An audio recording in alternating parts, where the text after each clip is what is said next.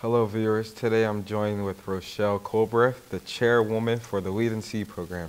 Thank you for joining us. Oh, my pleasure. Thank you for having me. So can you tell us a little about what the Weed and Seed program is? Absolutely. Norristown Weed and Seed is a component of a grant from PCCD, that is the Pennsylvania Commission on Juvenile Violence, and the funding was zeroed out in the most recent budget of the governor, but Norristown decided to take the funds that were left over, a very small amount, $27,000, and recreate a committee and take this money and address a current issue that we were experiencing here in the community. Yeah, so what is that goal or issue of Norristown Weed and Seed program to achieve? Currently, we've decided to create events around youth violence and antisocial youth behavior. That has always been, antisocial youth behavior has always been the initiative of Norristown Weed and Seed, but most particularly right now, with the current surge in youth violence in our community and antisocial youth behavior in general in Norristown, we decided to take this money and direct it to specific initiatives and locations in the community to address the issues. Yeah, so what is actually the goal for the initiative? The goals are all based around outcomes for each event. We had 3 signature events, but the end result is to create diversion programs within our community that addresses issues so that we don't see recidivism. We don't see people, youth, engaging in antisocial behavior. We want to see very visible outcomes. So we've created 3 events. The first event was the end of November, and that was a training for individuals in our community to address youth violence on the streets. Our second event was just last Saturday. It was December 1st, and it was a youth forum. And that forum was held at Gotwell School, and it was a collaboration between almost every entity and organization within our community.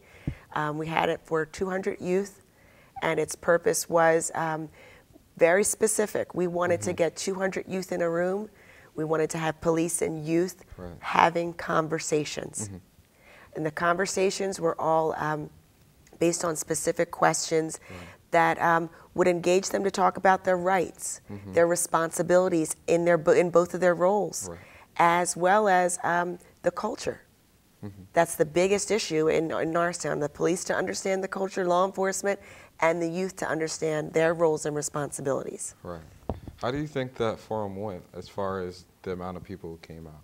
I thought it was very successful. I got a lot of great feedback. I think at the end we handed out it was a survey, and it asked specifically, do you think that after this forum you'll know better how to interact with law enforcement when you see them on the street? Ask very specific questions about what you're doing, what are youth doing out on the street after dark?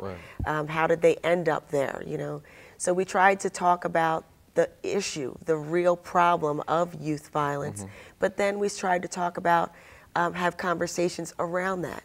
We did role playing. The police actually acted as if they were the youth and the youth were the police at one point, which was a dynamic that I thought was very powerful. I think that the youth forum was beneficial to the youth by their responses on the forum. There were youth from Norristown High School, Roosevelt, Renaissance School. There were youth from just in the community in general, from the PAL Center. They were sent from everywhere, juvenile justice system in Montgomery County. Everybody sent youth to participate. Yeah. For those who did not go to the forum, can you tell us a little about the questions that the youth had to answer? Yeah, the questions were all based on trying to get dialogue started. We really wanted youth to feel comfortable talking. So we asked them questions about the things that how they interact with police officers. So for example, what do you do when you encounter a police officer on the street? Should you be driving around with a bunch of your friends and the police stop you? What do you do? A lot of times because youth aren't aware of their rights and their responsibilities, they panic. They run from the police, instantly. They may, start driving faster, and then they actually have committed a crime or something. But beforehand, there wasn't a crime committed, and they just would have had an interaction and moved on. Okay. We tried to engage them in questions that they could understand the impact of what happens to them if they do get stopped by the police and are arrested or are encounter law enforcement. How does that impact your ability to get a job in the future? We want to make sure that they can be employable. We want to make sure that if you find out that you have a record, how is that going to impact you, getting an education? It impacts everything. So that one moment, that one time that you have an encounter with the police as a youth, it's not just a small thing. So we tried to make sure that this forum asks questions so that you don't want to have that engagement.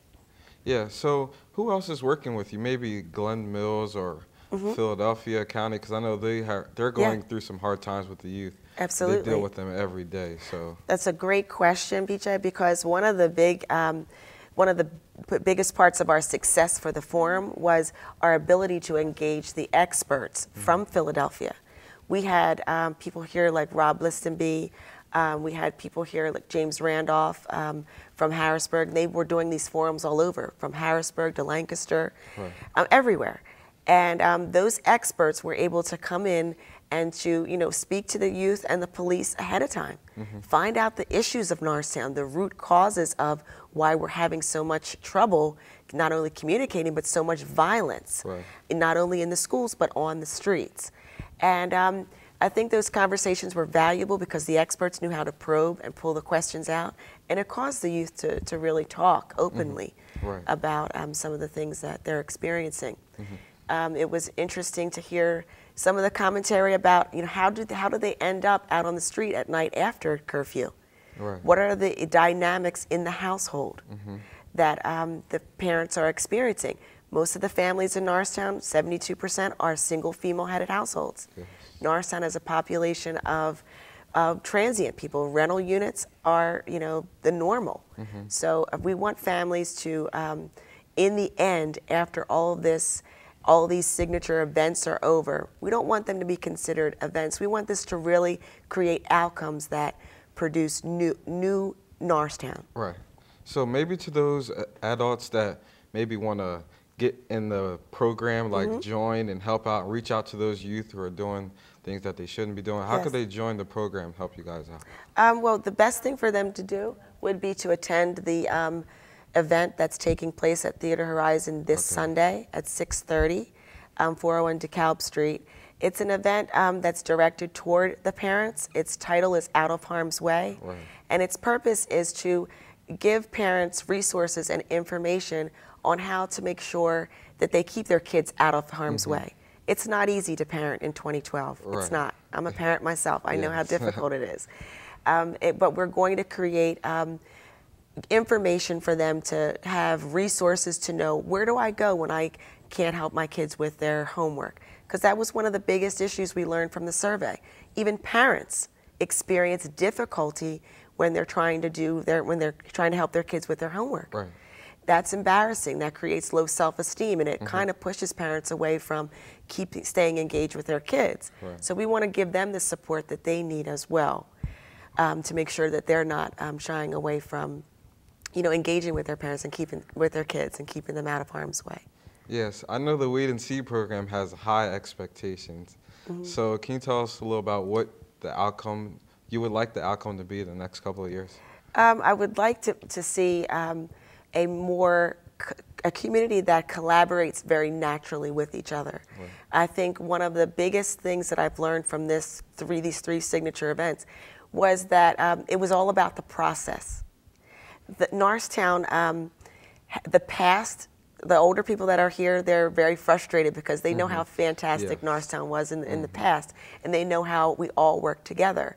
And I think right now it's critical for us to create collaborations and to authentically work together, knowing that the end result is to make the Norristown youth more employable, to reduce the economic poverty that we have in our community, because that has a huge impact on the way that the youth are seeing themselves, give them hope for the future. And all of those things have to be done through creating diversion programs, by specific organizations putting money behind it, getting support from our local elected officials, which we have done, and to get this done. But all of those organizations and entities working together for one thing, and that's to move Norristown forward.